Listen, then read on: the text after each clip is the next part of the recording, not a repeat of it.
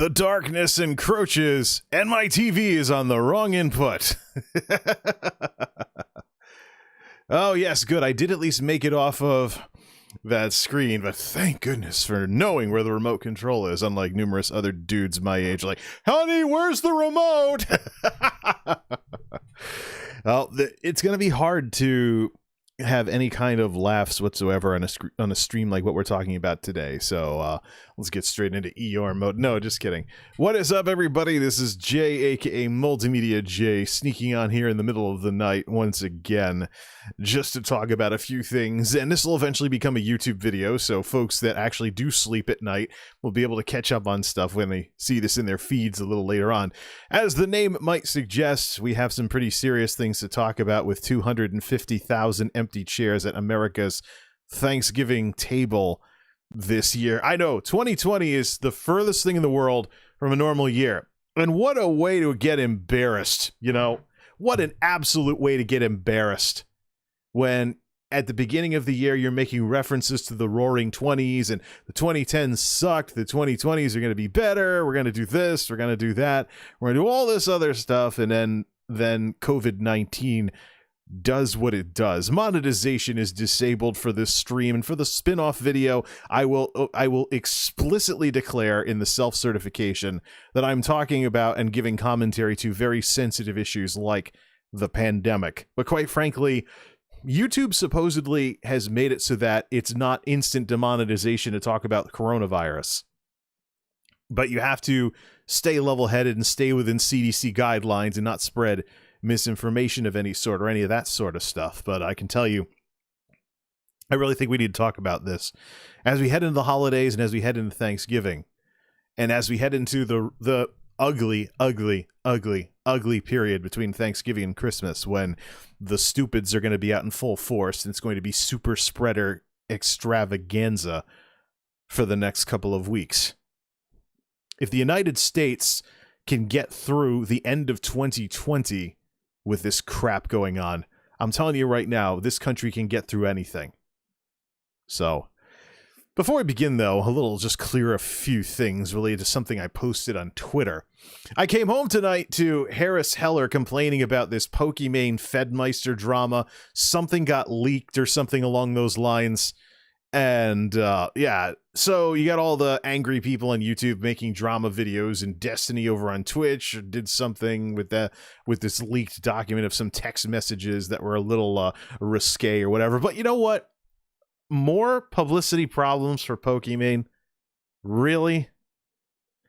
I think this is a generational gap thing, because I'm sitting here shaking my head, but I think that's my age showing. See, I'm an older millennial. Born in the 80s, I have most importantly, I have an adolescence that did not involve cell phones. You could get them, but in the 90s, you're talking a flip phone, not a smartphone. And most people that had cell phones had them in case the car broke down or they ran a mobile business or something like that. It was not the sort of thing that went mainstream. That happened when I went to college in the 2000s. And suddenly everybody's wandering around with singular wireless or whatever. And, you know, it just called half of their AOL Instant Messenger away messages back in the day would say, call the cell. And I'd always be cracking jokes like, hey, are you in jail or something? Did you drink too much?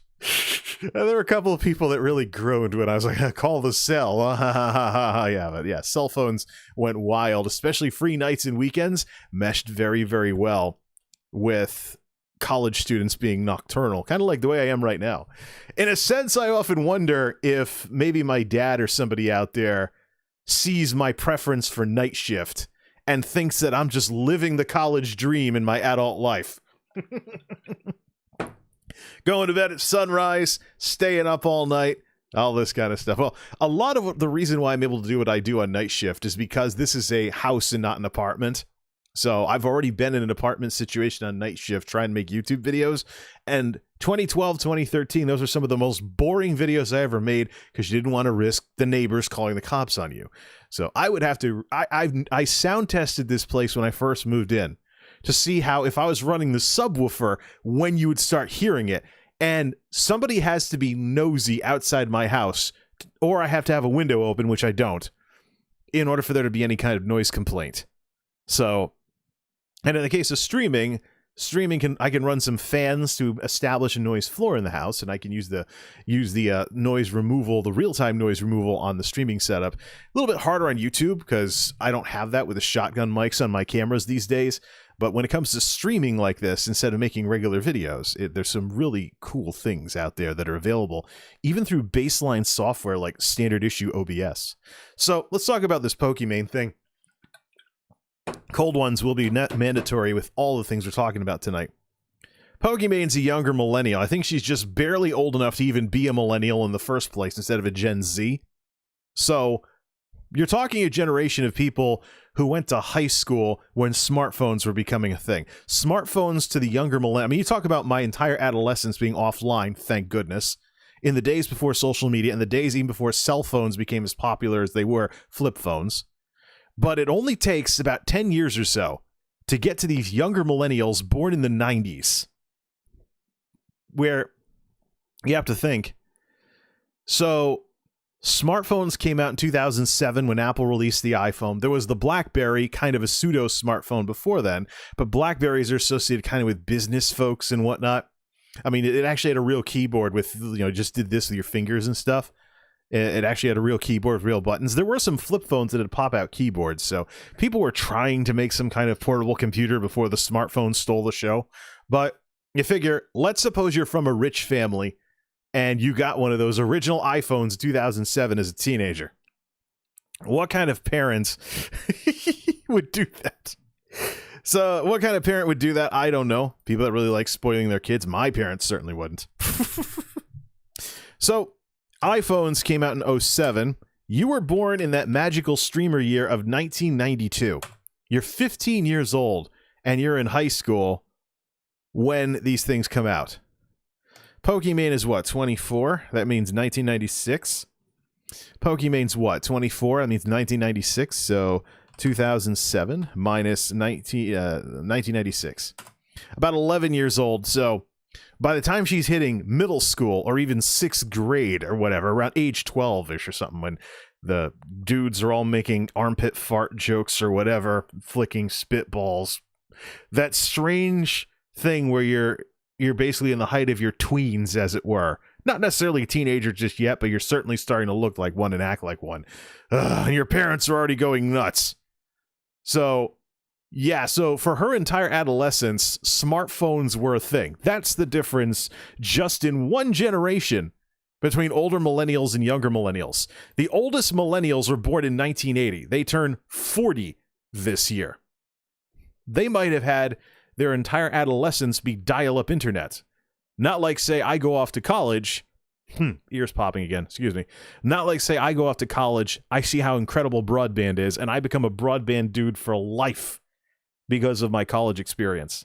But every time I see Pokimane getting into some kind of stupid whatever like this, where she really looks bad, I have to remind myself she's a younger millennial. More of the formative years of her life were wired than mine. And also, the way she is, I'm not really fond of this whole immature, whiny, girly girl stuff she does. Most of the reason why I follow her at all is because she's a big name on Twitch. And of course, platform comparisons between Pokimane and Valkyrae, who are roommates, very similar personalities and styles, but one streams on YouTube and one streams on Twitch. And there's a numbers difference, probably just from that, never mind any of Pokimane's various dramas over the years. But she's younger millennial. Smartphones were probably a thing for her entire adolescence. Not like, I got through high school scot-free, and then technology took off when I was in college in terms of the affordability of building your own computers, all this other stuff. I'm probably very lucky to have gone to college right as the 2000s were rip-roaring when they did. Plus, I hated my high school years, and I was more than happy to make them royally obsolete via college, and I did exactly that. But Pokimane, younger millennial, barely old enough to even be a millennial in the first place. Smartphones, pretty much an entire part of her. They're a thing the entire time she's going through her adolescence. She goes through high school and then college, And while she's in college, apparently, was when streaming took off for her. So the key difference between older millennials like myself and people like Poki is that even after graduating college, number one, no recession, unlike these younger millennials basically dealing with the recession when they first get out of school. So I graduate college even this couple of good years before the Great Recession hits. I'm able to get established, get a job, get some experience in corporate America. Very important, formative experience, too, working for some very good level-headed managers and learning a ton more about business that I did not learn in the classroom. I get out on my own, and I get to have some kind of real-world experience before really getting into YouTube. Yeah, it was only like a couple of years, maybe, tops. 2 years, I think. Yeah, 2 years. So, 2 years or so, but at least I had some time before I got involved in this online media stuff. And at the same time, I also kept my involvement in the offline world going so that lessons from the offline world could apply to my involvement in online media and vice versa. I mean, some of the charisma and me being a team player and stuff like that I've exhibited specifically this year in 2020 is the direct result of me working on my ability to speak impromptu like a radio broadcaster doing these streams this year. I think there's probably a difference in how I handle stuff like this just between this year with streaming and last year only making YouTube videos. Even the radio style series, I could cheat, so to speak, by editing it. But I have to know what I'm talking about. I have to think about what I'm saying, and I have to keep the conversation going when I do stuff like this. So, but let's circle back around to Poki here. Poki is a great example of why it is so terrible to become a full-time content creator straight out of college. As much as I can shake my head at all the bad publicity she's gotten and all the stuff she's done, some of it downright stupid, and she had to apologize for it later, I really can't imagine myself doing any better if I were in her shoes. If the me straight out of college had tens of thousands of people watching on something like Twitch, I'd probably do the same dumb stuff. So I try not to let it get to me when I read, for example, these stories of these allegations of really unprofessional conduct from the esports scene, the scandals on Twitch, all this other stuff. I'm like, why? It's like these people don't know how to be professional and why it's important to keep proper boundaries. Because they don't have any conditioning at all in that kind of an environment. If you wander out of high school onto the internet or you wander out of college onto the internet and you don't stay grounded by having some kind of like regular job or some kind of regular adult life aside from your success on the internet, you're fishbowled. It's that simple. Many of the same criticisms I could have towards someone like Poki I could also have had years ago to a full-time YouTuber who left having, a regular adult life to do stuff on YouTube all the time. It's just part of, you end up fishbowled by something that not a lot of people can relate to. It's not like if you have a 9-to-5 job or you work in an office or a warehouse or a supermarket or whatever. Maybe other people can relate to it if they had that kind of job in high school or, some other point in their life. But when you get into online media like this and you go full-time, you stop having a normal adult life because you're an internet celebrity right now, people's ability to relate to you and understand you goes out the window. Because who can other than people in this bubble with you? Who can? I can be upset about Poki all I want.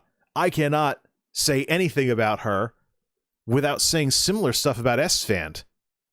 SFan TV, mellow friendly guy, plays lots of video games on Twitch, twitch.tv/SFanTV. But SFan has a very similar origin story as well. He's just the right age, late 20s, to have graduated high school into the recession. Whoops, no jobs. I'm going to college. Goes to college, plays football at a university in Texas or whatever. Goes to college, plays football, Maybe there's not any jobs and he graduates or whatever. He ends up working for the college in the sports program, and then streaming takes off. He does some of his early streams in a football stadium at the college while he's working or whatever, and he has nothing better to do. So there, S-Fan is another guy, younger millennial, doesn't have any real offline career to speak of. It's just streaming. And this is the archetype that I see with so many of these people in their late 20s, younger millennials, is they graduated high school into such a terrible, terrible, terrible market. They had no chance to have anything resembling a regular career. So they wound up streaming for a little bit. They're extremely open to alternative career paths. Now, I don't know what's going to happen with Gen Z, although Gen Z is going through their breaking event right now, what breaks them as people in terms of having what the baby boomers would have called a normal life. Because the pandemic is going to affect their post-college experience, if it isn't already. And heck, maybe it's affecting their college experience as well. So we have all these bad things that keep happening to young people. The Great Recession, the sluggish, jobless recovery after the recession, the pandemic, this, that, and the other. We keep having all of these things happening, and we wonder why younger people are living different lives than their forebears, so to speak. It's not just the technology, it's the way that people were raised and what they were raised into. So, if Pokimane seems to be on another planet versus many of the rest of us, that's part of the reason why. You look at her origin story and how she became who she is, and you can't imagine yourself doing anything all that differently because you'd probably be just as naive if you were in college. Or how about Alinity, who actually went into streaming while working on I believe it was a nursing degree in college. Same thing. Streaming took off. Well, what do you do when essentially every attempt you had to be a regular adult with an offline life has been stunted by streaming taking off as much as it did, or YouTube or anything of that sort? It's just more reasons for me to support part-time content creation. I think the best thing that a lot of these fishbowled streamers can do for themselves, get a real job, even if it's part-time stocking groceries in a supermarket. Get out from in front of the camera and remind yourself what the regular world is like. The world that is your audience. Remind yourself of what that is like. It's like when I was in college and I was getting fishbowled by the very synthetic academic world that many people on the campus lived in. Academic liberalism was all over the place. I had college professors who protested Vietnam from their dorm rooms in the 60s. And when we invaded Iraq, the hippie in them was reignited, so to speak.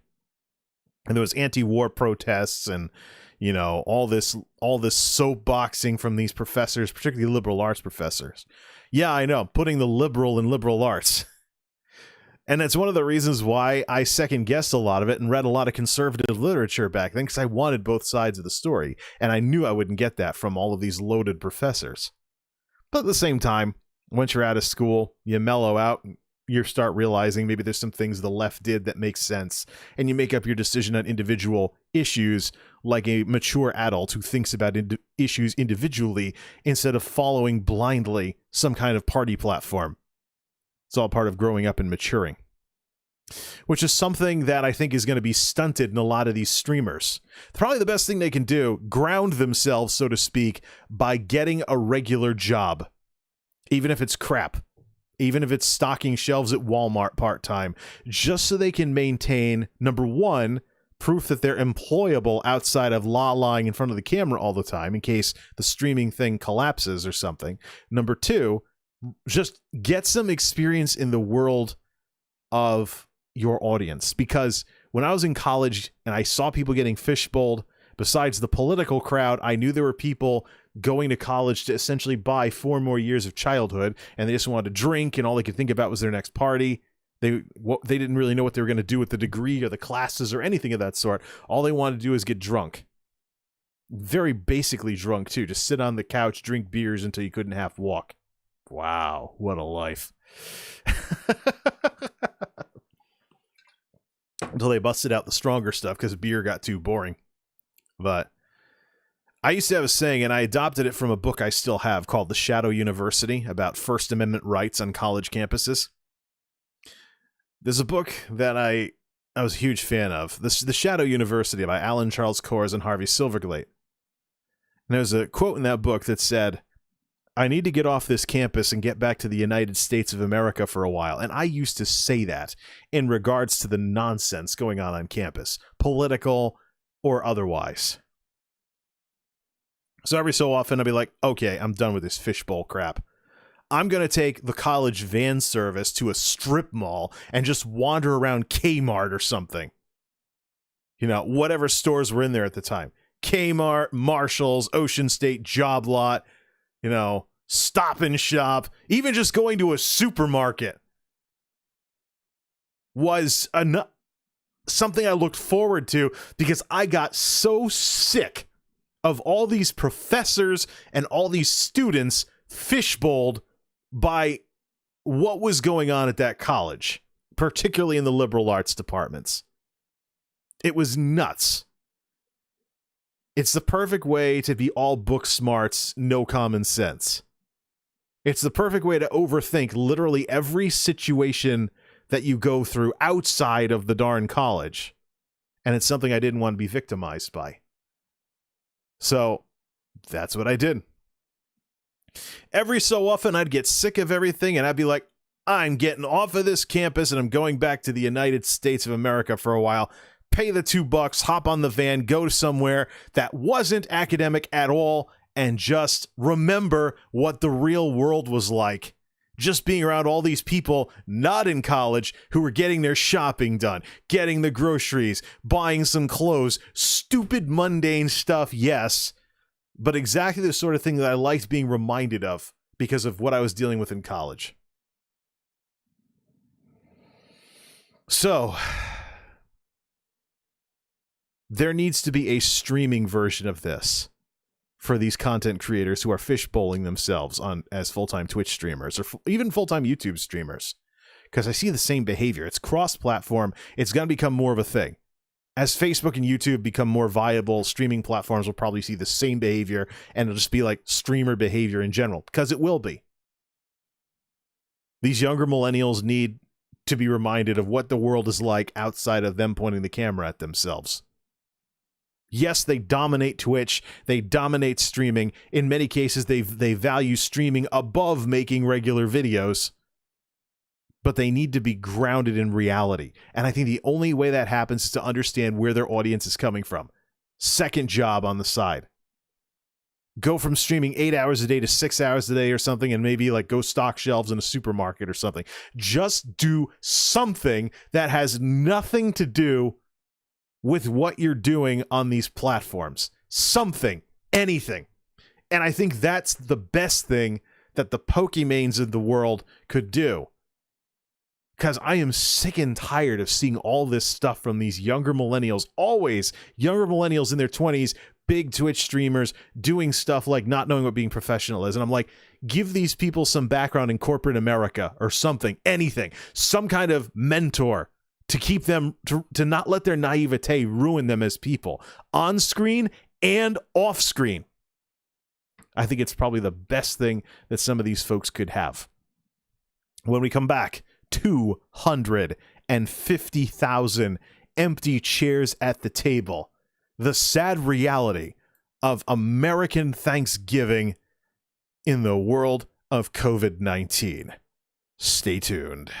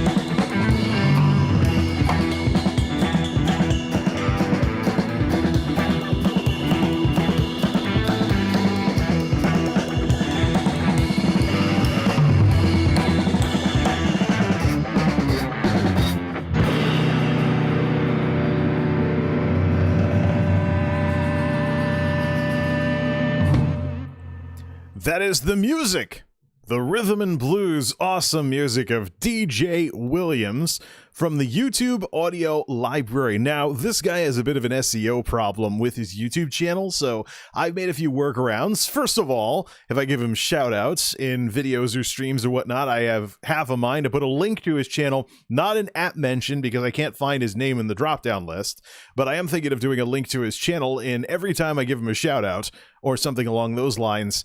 Setting up his channel, some kind of link to his channel in the shout-out section of the video description or whatnot.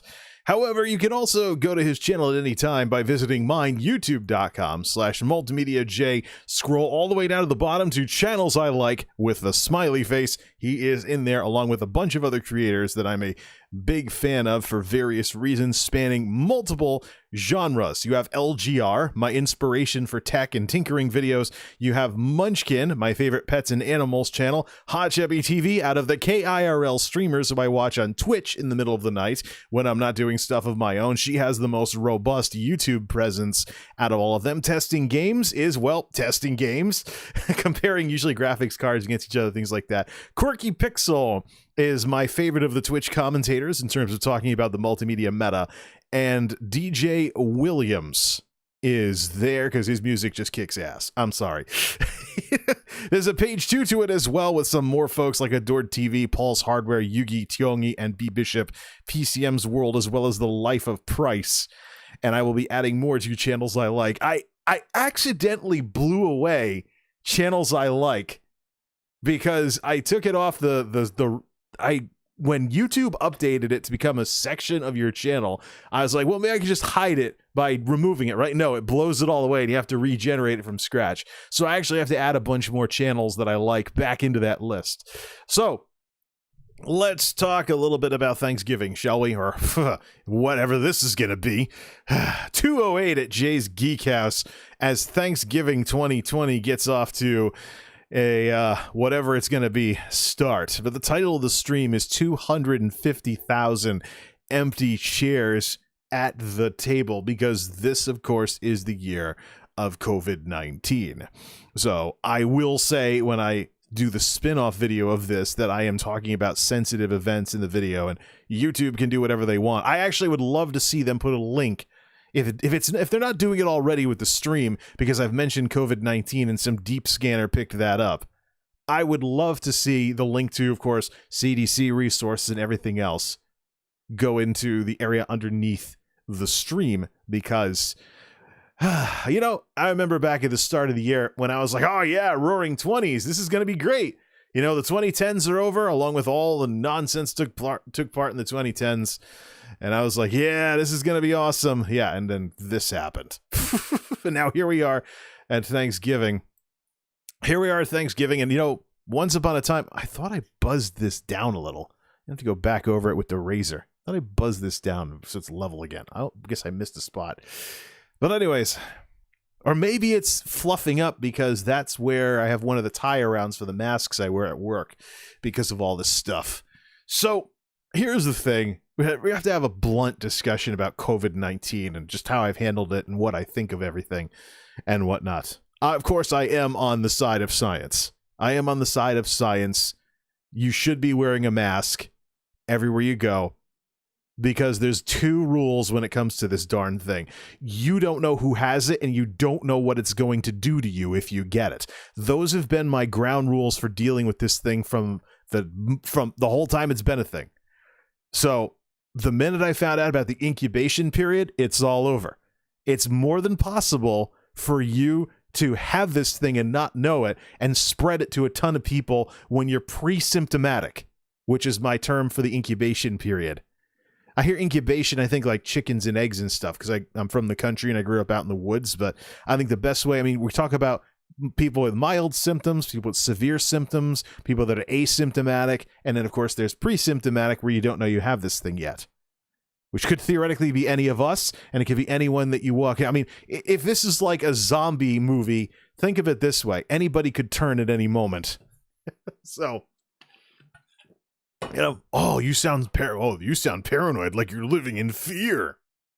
You know, this is probably one of the few times when an extreme level of paranoia will work to someone's advantage. I mean, I've been doing stuff in the house mostly. And, you know, it's kind of, and when we had the stimulus unemployment earlier, I was more than happy to get paid handsomely to shelter in place and do my part to flatten the curve.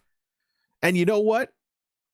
It wasn't that long ago, as in less than a freaking year, when we were making fun of people for doing everything through screens. People live on their smartphones. They live on their computers. They don't know how to socially interact. Well, now that's a good thing. And what have we done? Well, I'm not going to live in fear of this thing. I'm not going to let the virus win. I'm not going to let this thing destroy me. I want my kids to go to school. I want my kids to have a graduation and a prom and all these other things. I don't want the virus to win. The way the virus wins is by killing a victim, destroying their life, or destroying the country. The third option is the one to be concerned about as we go into the winter. And how much of an ebb and flow is there going to be, and how much of an effect on this country is this thing going to continue having because people want to be selfish and not wear masks? How much longer does this back and forth nonsense have to continue? It doesn't even have to be a political issue, but it was made into one by nut jobs. Sorry. I don't have any respect for any of these people who are trying to think different for thinking difference's sake. I ran into enough of that in college with the darn professors, and that was on the other side. Look, you want evidence that this does not have to be a liberal and conservative thing? Let me fire up and link up my Twitter, and let me show you a little something. Salt Lake Board of Health Thanksgiving. I misspelled Thanksgiving. Thanksgiving. Washington Post, KUTV. I'm gonna do an image search, and I want to get this thing on the screen. Salt Lake Health on Twitter. There it is. I'm going to retweet this. I originally saw it on Facebook. Retweet. Twitter.com/MultimediaJay. Put my 5 thinky faces on it. 4 or 5. Let's retweet this bad boy. Celebrating Thanksgiving as usual through COVID-19 means Thanksgiving might never be the same again. Help keep loved ones healthy and alive. Celebrate with your household and invite guests virtually. Have to leave the house? Mask up and social distance. Is that from Connecticut? Is that from the liberal Northeast? Is that from those leftists that want to take away your rights or whatever? No, it's from a red state, Salt Lake City, Utah. This does not have to be a partisan thing. Republicans can support common sense measures that will help the economy by keeping the customer base not only alive, but also healthy. You can survive this thing and end up with lung damage that takes years, or does it ever recover? We don't know. The doctors are still trying to figure this all out. So, look, my cousin had to deal with this. She's several states away, works in healthcare, caught this crap from one of her patients. She was in and out of the hospital for 2 months, including after she supposedly recovered. There was a relapse into some kind of pneumonia or something along those lines. But the biggest problem was, even though she was able to be at home and not hooked up to machines, she, for a while, I don't know if she ever got back to normal. I got to catch up and see how she did. She was having lots of problems because of what this thing did to her lungs. And she doesn't even smoke, by the way, not that I know of. Because of what this thing did to her lungs, she couldn't do basic tasks around the house without getting winded and having to sit down. You know what other medical patients I hear that are doing these kinds of things? Heart attack victims. They have a notable heart attack, lose heart function, and now for the rest of their life, they're more easily winded because their heart's only at like 70% function, 60%, whatever it is. They got medications galore, and it sucks, but at least they're still alive. Is this what you want your life to be like? Those of you who are out there being all, well, I'm not wearing a mask. I'll just get it like everybody else. I think it's inevitable. Let's put this thing on screen. This is not a political thing. It does not have to be a political thing. It's common sense. And quite frankly, at this point, if you want to be part of the problem instead of part of the solution, if you don't want to follow guidelines, if you don't want to follow the CDC or the experts' advice, if you don't want to follow the science as it develops, not only are you part of the problem, I think you're anti-American. The only way this country comes back is if we can reopen everything. And the only way reopening everything is to not be stuck in a position like the rest of the world that thought they were out of the woods, and then no, they weren't. Not even New Zealand. Oh, yeah, really awesome lockdown. They got their cases down to near zero. They got almost back to normal. Then cases popped up somewhere else. The bottom line is vigilance and, most importantly, an aggressive national response. No bickering between states. No bickering between Republicans and Democrats. No bickering between you and your conservative uncle or your conservative neighbor or whatever. Everybody working together, e pluribus unum, the very thing that built America. People coming together and working together to do better things as a team than they otherwise could do on their own. That's how America wins. That's how the eagle comes roaring back. That's how we beat this thing. Not crying and whining about, oh my goodness, I can't go to Walmart without having to wear a mask. Enough. Enough of the crying, enough of the boo-hoo-hooing, and enough of the selfish, immature, petulant, childish nonsense. This thing is contagious as all heck. The only way we beat it is by working together. The end. Salt Lake Health on Twitter just retweeted this. Salt Lake City, Utah. No symptoms, lucky for you. Bad news for everyone else. Infected for 9 days, no symptoms and feeling great. Has infected 24 people so far. I gotta click this to get my pointer back. There we go. It would also help if I had a real-time preview, thanks to OBS actually being in the right spot. Click!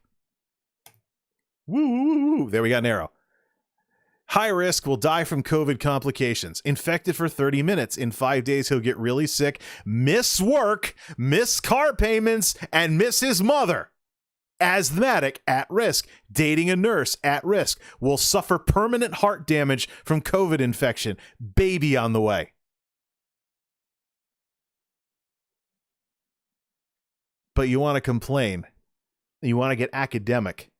And you want to create the right-wing equivalent of what I dealt with from my left-wing college professors. Feelings over facts. Yeah.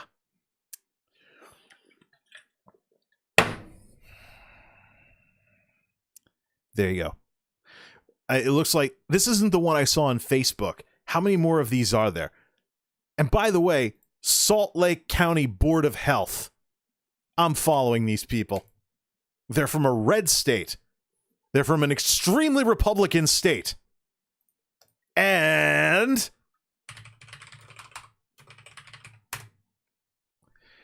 Utah went for Donald Trump in the election. And this state has these kinds of where the bear crapped in the woods. This is the one I saw. November 23rd. This is the one I saw right here. Everybody say I was just exposed to COVID. Infected for 9 days. No symptoms and feeling great. Has infected 24 people so far. If you care, you'll visit virtually. There you go. One of the reasons I'm so upset about this is just the stupidity I see locally.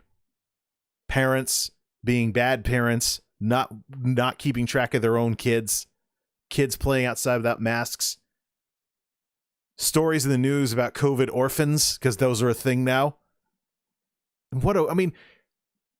Millennials, us, me, younger millennials too, cut down by the Great Recession and all of the crap that happened afterwards. Gen Z is going to have a similar experience with this pandemic.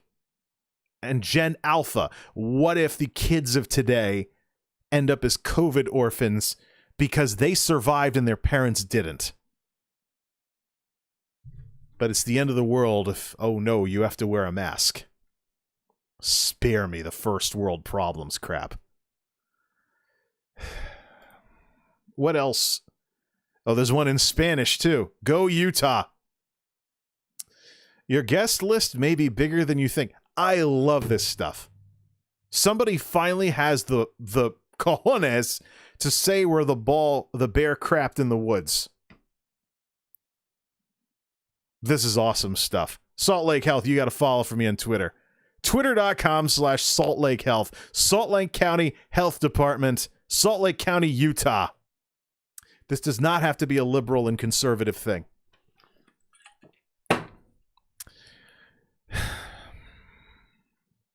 Now, what are you so upset about on this Thanksgiving? Well, the truth is 250,000 people have died from this thing. That's 250,000 empty seats at the table this Thanksgiving. 250,000 loved ones we are not enjoying this holiday with. But people still want to talk around in circles and make up excuses about wearing masks or social distancing or staying 6 feet apart or any of this stuff. COVID Act Now. This is the chart that I've been keeping an eye on. It looks at things like how full the hospitals are, what's the positive test rate, what's the headroom in the ICUs, how many contact tracers, how many people on average is each case infecting, etc. They recently had to upgrade their chart to show this blood red everywhere there's a severe outbreak. Because red wasn't enough. And here in New England, state of Rhode Island, right alongside Providence, actually. Let's go to Rhode Island's results here. 93 per 100,000 residents. Daily new cases. In the worst parts of the country, let's see here. Back it out. In the worst parts of the country, 158 in North Dakota. Daily new cases per 100,000 residents. So that way you don't have the numbers skewed by how many or how few people live in the state. It's one of the things statisticians do. And then let's talk about, on a world scale, ourworldinData.org, biweekly cases per million residents. Here's what the world looks like. Purple is bad. The more purple, the worse you are. And this is why I say what I say about... And this is why I say what I say... Germany, 3051, 79. And this is why I said what I said about the Korean IRL streamers who are planning trips to the United States in December. South Korea, 76.77 versus the United States, 7,049. US, EU, Argentina, whoa. But they're on the downswings. That's good. But... you know, I think Twitch needs to bring down the hammer on these streamers and issue disciplinary action if they make these trips. Why would you willfully leave a country that has done a much better job of clamping down on this thing and come to the United States just to farm subs and donos? Why would you put yourself at risk like that? Twitch already has a policy regarding self-harm and doing behavior that puts others at risk, whether it's their privacy or what have you. Twitch already has...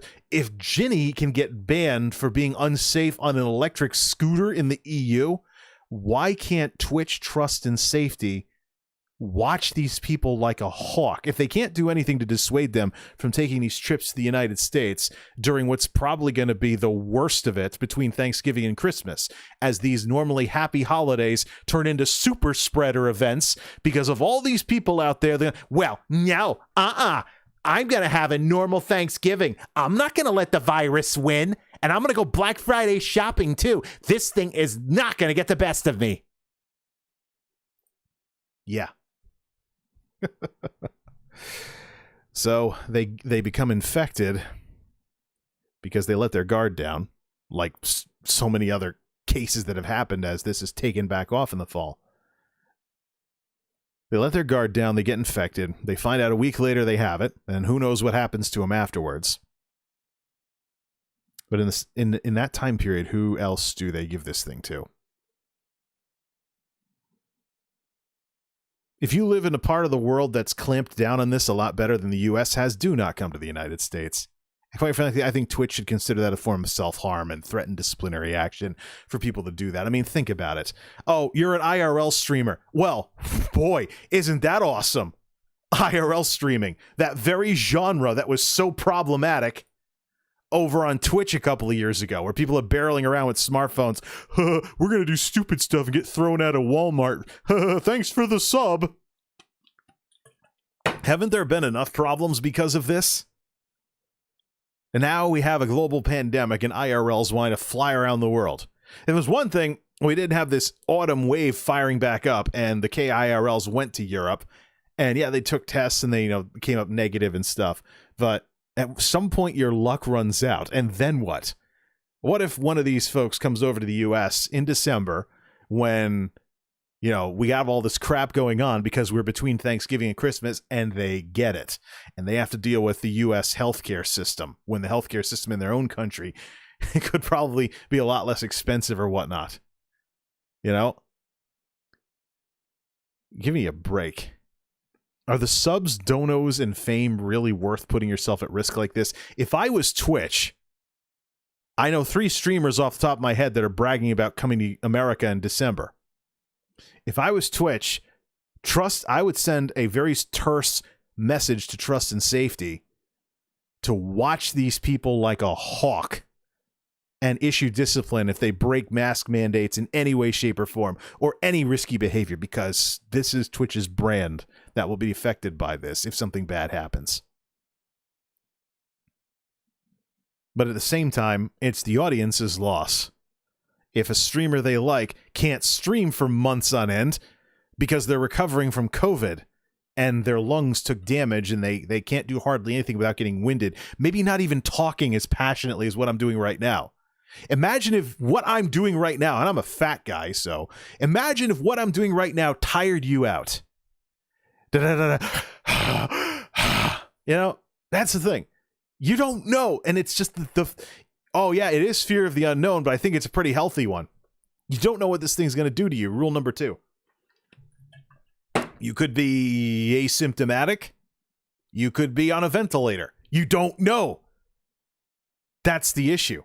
So you might as well do everything you can to not get this thing until we get a vaccine out and get a dose of that. It's crazy.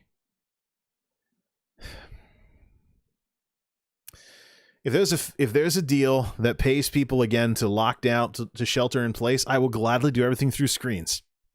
No issue whatsoever. Run the car every so often so the engine stays, usable for when things get back to normal. But I mean, so Twitch, my challenge to Twitch: watch these IRLs like a hawk. Because putting themselves and others at risk should not be something you profit off of. So what does this mean for me? This being the most disgusting Thanksgiving in years.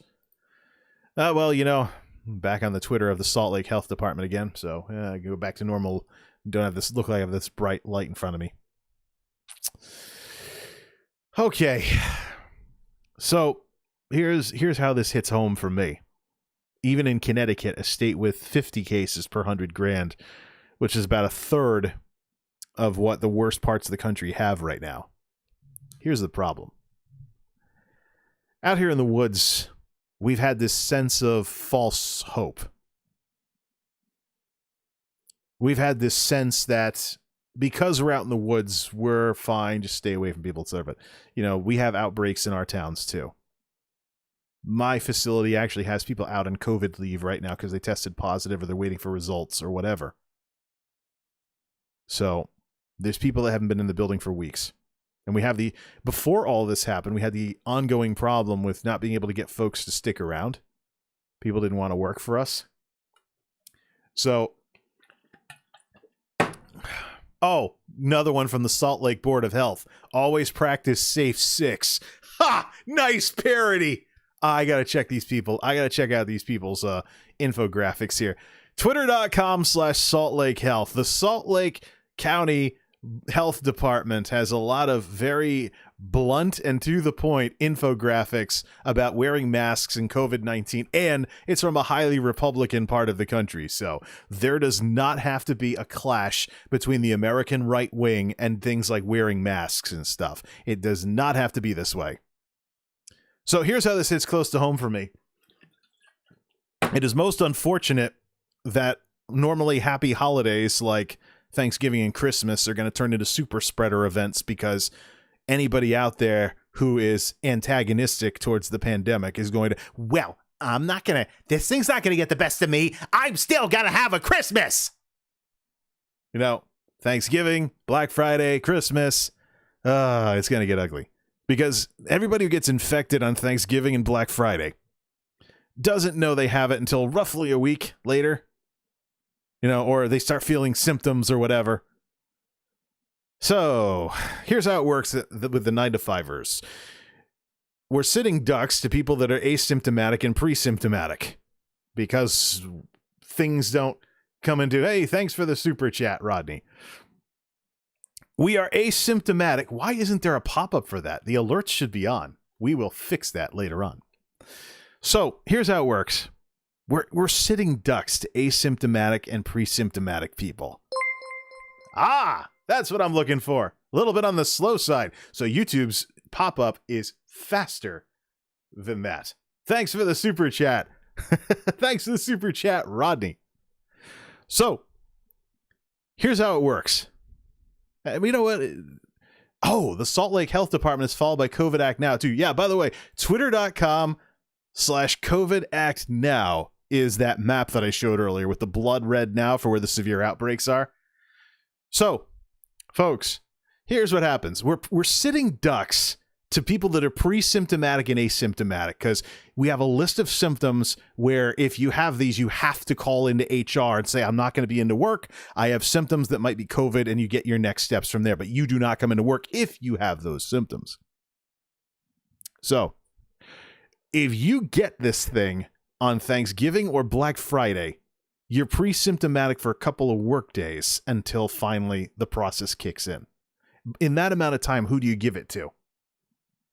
That's the problem. And now, with the local warehouse folks and the problems they've had finding good people who actually want to stick around and work for them in this mess, somebody gets this on Thanksgiving or they get this on Black Friday. They're pre-symptomatic for a couple of days. They find out they have symptoms. Hopefully they didn't give this thing to too many more people. They're out of work right in time for the holidays. The time you'd want the overtime, the time you'd want the money, you'd want to put in some hours, get some good paychecks. You're out on unemployment, which right now we are past the point. I believe Connecticut is no longer. What kind of programming socks do you use? Programming. We'll talk about that. We'll talk about the stuff in the chat afterwards, man. We'll do some Q&A afterwards. Say hi to the folks in the chat stopping by. So, here's the thing. Yeah, COVID Act Now had to add a third color because we're in a third COVID wave. So right around the holidays, the time you'd want the extra money, put in the time, stuff like that. You're stuck on regular unemployment because I don't think Connecticut qualifies for any kind of federal subsidies of any sort anymore. Last I checked, we no longer qualified even as a blue state with, government that's friendly to this kind of stuff. We no longer qualified last I checked because we had improved and we kept this thing under control to the point where we stopped being qualified for that stuff. So you're stuck home on regular unemployment. So you take, and of course, Connecticut does have a way to easily get onto unemployment if you have to stay home because of COVID. However, here's the thing. You now have this ding to your money right in time for Christmas. And at the very same time that people find out that they have symptoms and now they have to stay home, the volume is supposed to go crazy in December. So, number one, they hose the team. Now we're going to be working even more overtime, getting more sore, getting more, long hours because people are out and nobody coming through the door is going to be anywhere near as good as our core got the job down cold veterans who know their jobs really well and quite frankly kick ass. We're very often the best building in the whole darn supply chain for the company. That says a lot. because there's a lot of buildings.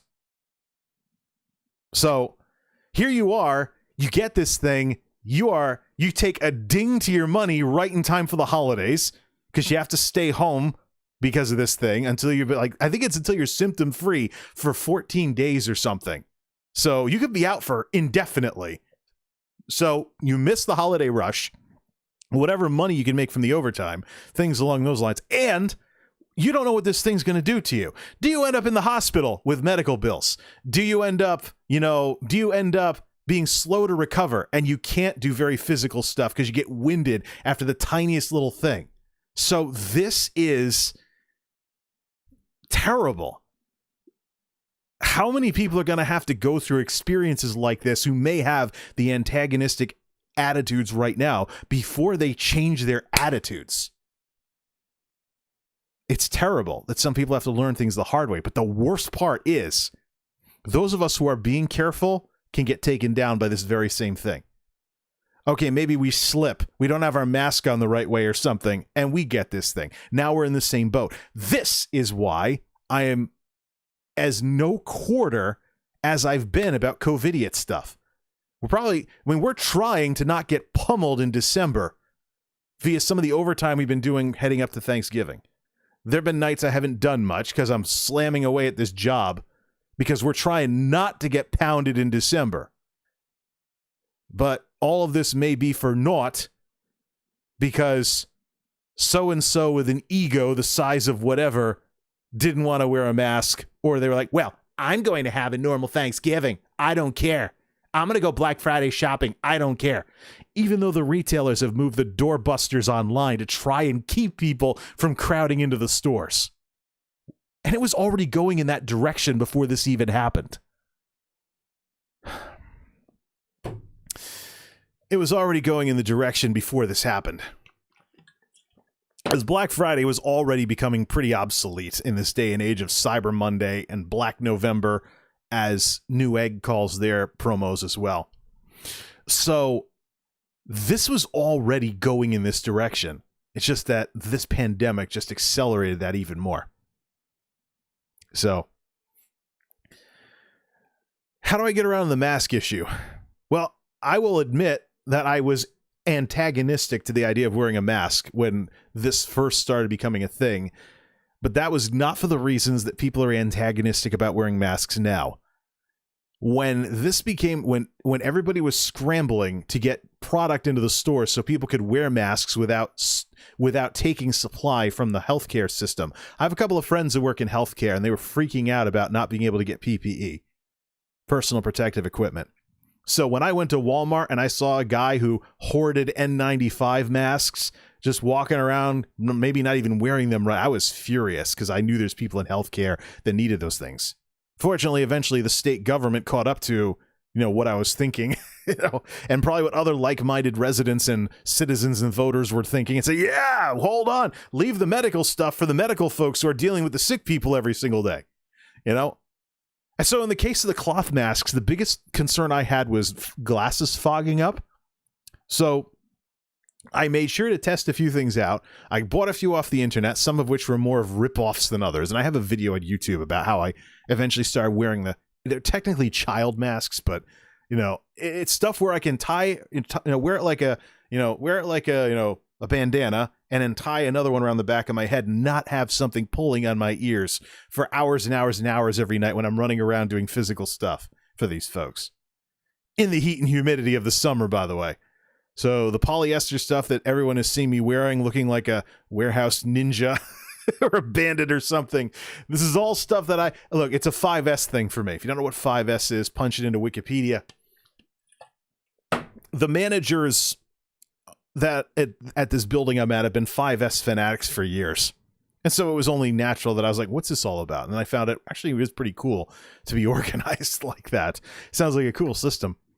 But when I knew that stimulus unemployment was ending and I'd have to go back to work as an essential worker, that's when and I was getting called back, and I was like, okay, I got to figure out this mask thing. I wanted to set the terms for what I was wearing because the only requirement was that you wear a mask, and I didn't want to be stuck with some goofball disposable that'll snap or something. So I talk about this in the video about Geek House 5S Pandemic Mask Edition. So what I went with was the polyester double layer. If you blow through it, you can't feel the air on the other side. Goes around, things like that. That way I have one thing that I'm used to wearing, and I got used to wearing it. So actually, I'm kind of liking it in the winter because it helps keep my face warm. It's almost like wearing a scarf. But I wore those things in the hazy, hot, and humid, record-setting summer we had. So if I could get through that, wearing glasses with a little bit of anti-fog spray and running a fan near the machine I work with, I think I'm set. I've gotten used to this by now. Unless there's something that requires me to wear N95s all the time or something, then I have to get used to that crap and stuff all over again. But as it stands, I don't have a mask that slips. And the best part is that I can just flip the thing forward when and not have to put it down on anything. And the part that is risky, just wash your neck afterwards when you get home. So, just take a shower when you get home, put the thing, I've got a washing machine in my kitchen at this place. So you get home, straight in the wash. I wash everything in all hot water now and stuff like that. Trying to do the best that I can with this terrible situation that we're in order to do my due diligence, because that's the way we get through this as a country. The way America comes roaring back is if we get this thing contained. Otherwise, it's going to be a constant ebb and flow of open up the businesses, shut down the businesses, do this, do that, varying levels of paranoia and stuff like that. But I think the first thing we need to do something harsh if need be about all these people that are still antagonizing about the pandemic, that are buying into the spin machine. Even locals in my area. I recently unblocked somebody who I had blocked on Facebook for over a year. They outed themselves as a covert narcissist. If you know what kind of people those folks are, they're not fun people to be around. They think they're better than everybody else in a rather introverted style, talking about how this person's holding me back, and they're always attacking others. They are big believers in the wrong idea that it is easier to tear people down than build people up. So they do. So I have this person blocked for 2 years almost. They don't know I unblocked them, and I see them, they're second guessing the pandemic in local media comment sections. Like, oh boy, why am I not surprised? I didn't even go looking for this stuff either. They were the first comment on a COVID story. So even without trying to look for this stuff, people sometimes, like my stepmother used to say, it's all because of people. Well, that's the problem. We didn't bring down the hammer on this thing philosophically, even though there are Republicans and conservatives who are saying, mask up, wear a mask. It's how the country is going to come back. Like we just saw with the Salt Lake Board of Health out in Utah. Trump's state, by the way, went red in the most recent election. This does not have to be a political thing, and quite frankly, people need to wake up and not be suckers to people trying to sell books, do sound bites on TV, sell anything, I should say, like what conspiracy theorists often do. They're always trying to sell something. But this is the United States of America. We are the most successful constitutional republic in the history of the world. We put a man on the moon. We developed the internet into what it is. We've done all these wonderful things together. This experiment, this melting pot, this experiment in a time when royalties and empires were all over the globe, this melting pot, this various people from various backgrounds, cultures, countries coming together, building something new in this world. We beat communism even.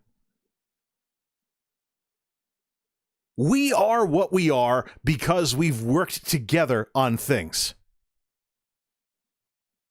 And we will be something great again when we come together and deal with this philosophical snake oil and get people on the right side of science with putting this virus in its place.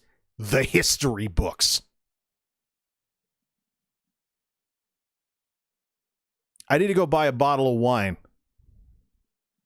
for when we put this thing into the past where it belongs. When I'll chill it, I don't know. But hey, when we clobber this thing, that'll be worth celebrating. Not the fact that we had a normal Thanksgiving or a normal Christmas or a normal Black Friday in 2020. This thing being gone is what will be worth celebrating. This nonsense being over is what will be worth celebrating. You know what? We're Americans. We want to celebrate this with our loved ones because we want our loved ones to still be around because we do the right thing to protect them if they're vulnerable. That is the America we need to push towards. And it's an America that put a man on the moon, developed the internet, did all these wonderful things for this world. When countries democratize all around the world, study comparative politics, you'll see it for yourself. The U.S. is one of the inspirations for how they democratize. UK as well. The United Kingdom has a wonderful tradition of democracy from the Magna Carta on down. But in terms of we founded the country on a constitution and it's still there 200 plus years later. The U.S. is something to be proud of. You want to talk about making America great again? America's been great. We make our mistakes just like everybody else, but we also inspire people worldwide when it comes to what we do and how we run things. That is something to be proud of. And so, just like every other time this country was threatened by an enemy, foreign or domestic, we need to say, no, this is not who we are. A country that is constantly having to lock down because of people not wearing masks is not America. We need to stand up for what coming together has meant in this country. And hey, we have the technology. I think it's time, and this will probably be the time, when we stop making fun of people for being too obsessed with screens once and for all. Because at this point, it would do us a hell of a lot of good. We have had this culture developing before all of this happened. It's here. Let's not have a problem with it. Yes, teach people how to be social and respect other human beings. But hey, in these kinds of circumstances, if we want to have stuff through screens, so be it. We've got the technology. We've got the broadband. We have the cellular. We have it. So yes, there are 250,000 empty chairs at the table this Thanksgiving. It is sad. It is depressing. And quite frankly, it is yet another thing that people I know are going to hate about 2020. This will be the year that everybody loves to forget. But for the time being, we got to get through all this. We have Thanksgiving to Christmas, and I think New Year's will be part of this as well. We got to get to 2021 because it's what we're made of, quite frankly. We don't quit. We don't falter. That's what we're all about. 250,000 empty seats at the table this Thanksgiving for Thanksgiving 2021. Let's make that number go down by doing the right thing. Wearing a mask, staying 6 feet apart. As the scientists figure out what the heck this thing can do or whatnot, go with what the experts say. CDC, World Health Organization, whatever. If you've got people that are spending years learning just what the heck they're doing in the medical sciences, respect that. If you have people who have decided to put themselves at risk working in healthcare as nurses, as doctors, as surgeons, as everybody who's out there on the front lines of this thing, respect that.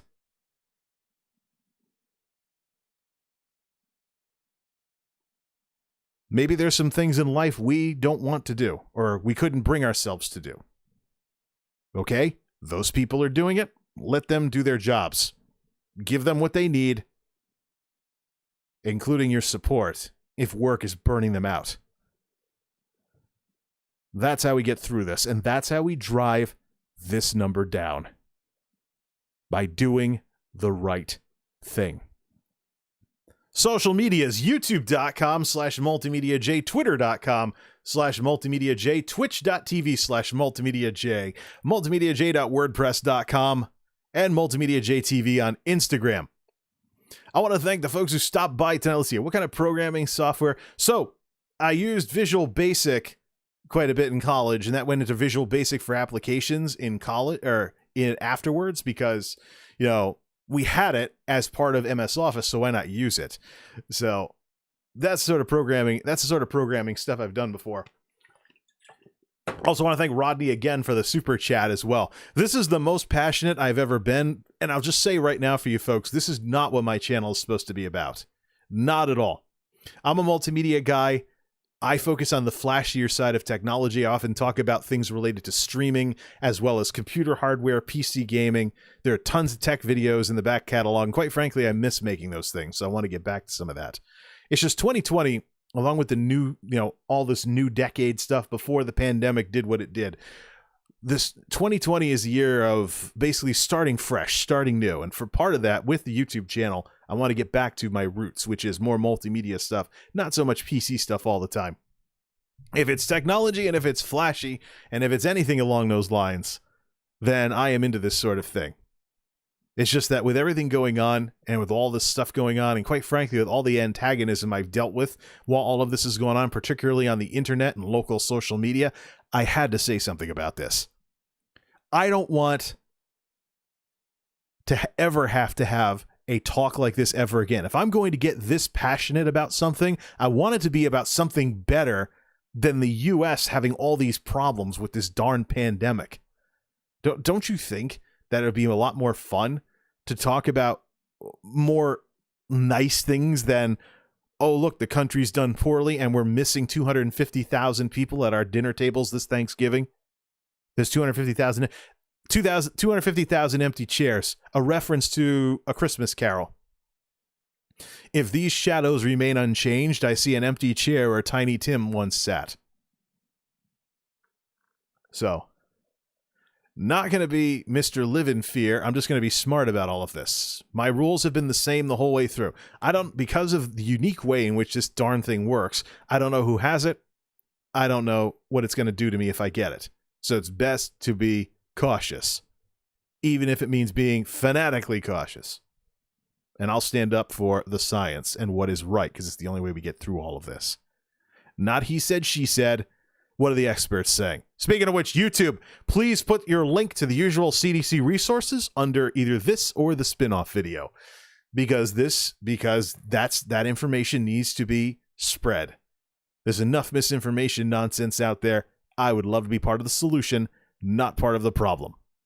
Till next time, this is MultimediaJay signing off. Thanks for tuning in, and thanks for stopping by.